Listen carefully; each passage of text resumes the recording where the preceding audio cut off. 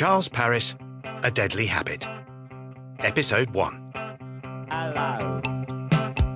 A drunk major once told me the secret to a quiet life in the army is to walk fast, look busy, and always carry a file. Charles? Unencumbered by gainful employment, I was heeding this advice and keeping my head down. Charles? Attempting to avoid Francis's latest project, I walked fast, looked busy, I had an idea. and in the absence of a file, grabbed a brochure selling stuff you didn't know you needed, like slippers with torches in the toes for nighttime comfort breaks. Have you got a minute? Just on my way out. It won't take long. Sorry, Francis, I've got a thing. Usual, Charles? Make it a double. Work-wise, it had been a disastrous year. Make that 2 doubles. No, a disastrous 18 months. In fact, save washing up and put them both in the same... In the same glass, yeah, I know. My one consolation was that I wasn't the only actor out of work.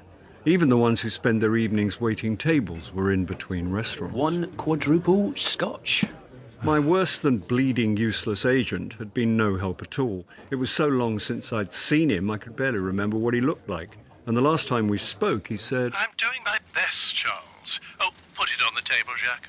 Who's Jacques? Oh, a lad from the village. What village? I've got a little bolt hole. I didn't ask your medical history. Where are you, Maurice? Away. Away where? Out of the country. So clearly striving to get me work. It's all about you, isn't it? As you're my agent, yes, it is. This newfangled World Wide Web that's all the rage means there's nothing I do in the office I can't do from Provence. So my 10% get you a Provençal bolt hole. Your 10% wouldn't give me a nylon windbreak in Clacton. If you weren't permanently on holiday, I might have more work. What holiday? I'm not having fun. The entire industry's over here. It's basically Soho in the sun. Non-stop work, breakfast, brunch meetings, business lunches. Sounds like a living hell. Anything for me? Lunch? Work. I'm trying, Charles. Very trying, What can I say?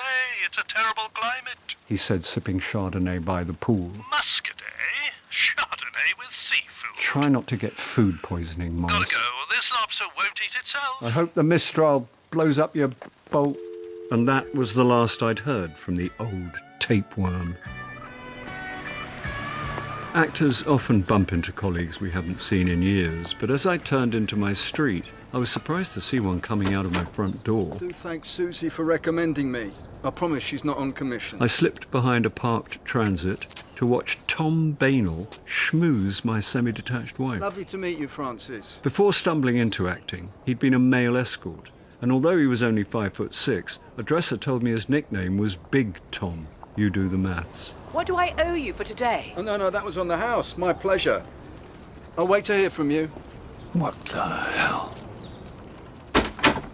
Francis? Kitchen!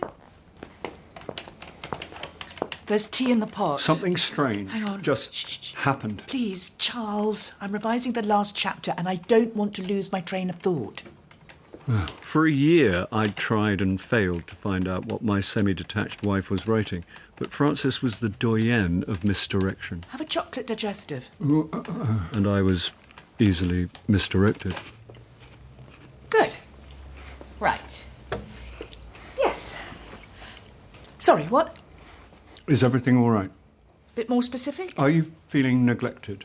In what way? Lonely? Chance would be a fine thing. I'm being serious here. But I have no idea what you're being serious about. Enough dancing around, I'm going to say it. Wish you would. Escorts. 1970s. What? Ford Escorts. Male escorts. Are we playing word association? No. Then what? I want you to be honest with me. Are you paying for personal services? I had a manicure this morning. I won't judge you. Good, they're my nails. Forget nails. You know I'm not talking about nails. Are you being intentionally obtuse? I have literally no idea what you're talking about. Okay, you want to play games, fine. But I've got to say, I'm more than a bit... Clinically insane? surprised. No, shocked. I know our relationship's unconventional, but Big Tom Bainall? Really? How do you know Tom? He's an actor. No, he's not. I'll admit I've worked with more animated trees. Where's your self-respect? You don't need the services of a gigolo. Have I woken up in a 1920s bodice ripper? Male sex worker, whatever you want to call it. I heard him ask if you liked what you'd seen. He showed me photos of what he can do. Very professional, but where's the emotion? I'm not looking for love, it's purely transactional. I could tell from the way you asked him what you owed him for today. That was a freebie. Oh, nice. A taster. Spare me the details.